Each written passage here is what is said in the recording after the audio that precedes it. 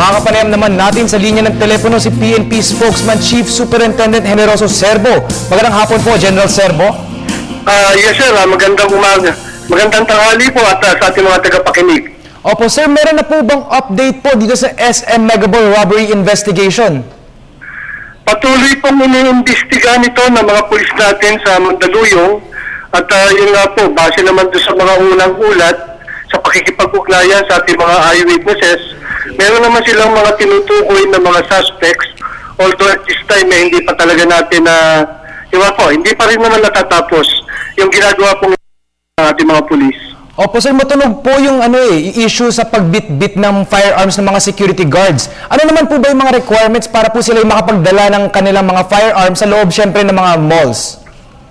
Well, alam naman natin na talagang ang trabaho ng mga security guards talagang bantayan yung kanilang mga establishmento na tinututukan at sa pagbabantay na ito, kailangan talaga meron sila talagang proteksyon o meron silang kagamitan na pwede nilang ipanlaban sa mga masasamang loob. Kaya nga po yung issue na pagdadala ng baril ng mga security guard, dati naman na po yan talagang authorized. Talaga naman silang may kapangyarihan na magdala ng baril nang sa ganun mabantayan nila ng todo yung kanilang binabantayan.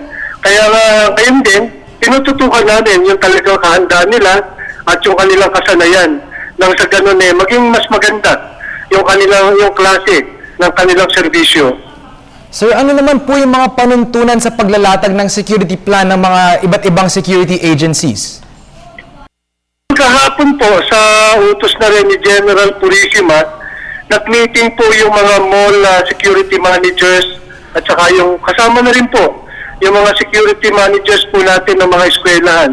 At ito nga po, team nilang pinag-usapan lahat ng mga issues and concerns tungkol po sa pagbibigay ng seguridad sa ating mga mamamayan.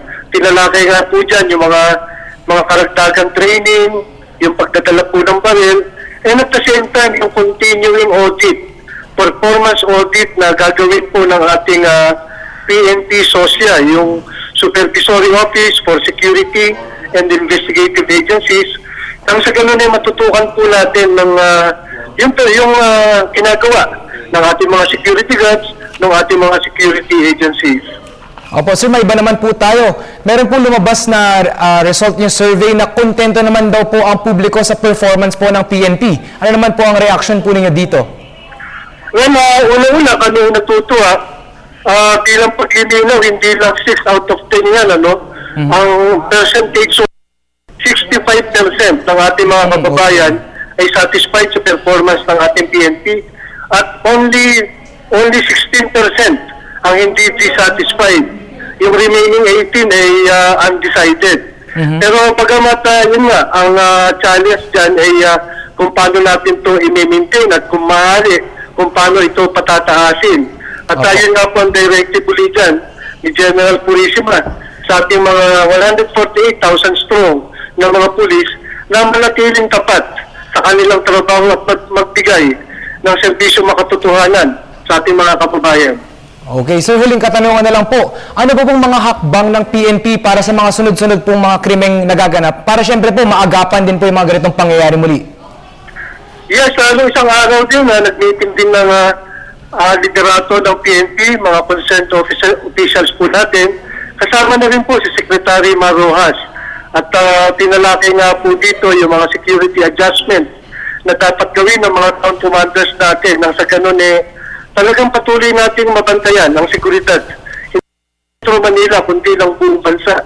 At kasama na nga dyan yung talagang pagpapaigting o kung pwede, doblehin pa yung mga anti-criminality operations, checkpoints, service of search warrant, mga warrants of arrest para sa mga criminal elements. Nang sa ganun ganap nating talagang ma-neutralize o ma-contain itong operations po ng mga criminal elements. Okay, maraming salamat po muli para sa inyong panahon at magandang hapon po, Chief Superintendent Generoso Serbo ng PNP. Maraming salamat po at magandang hapon din.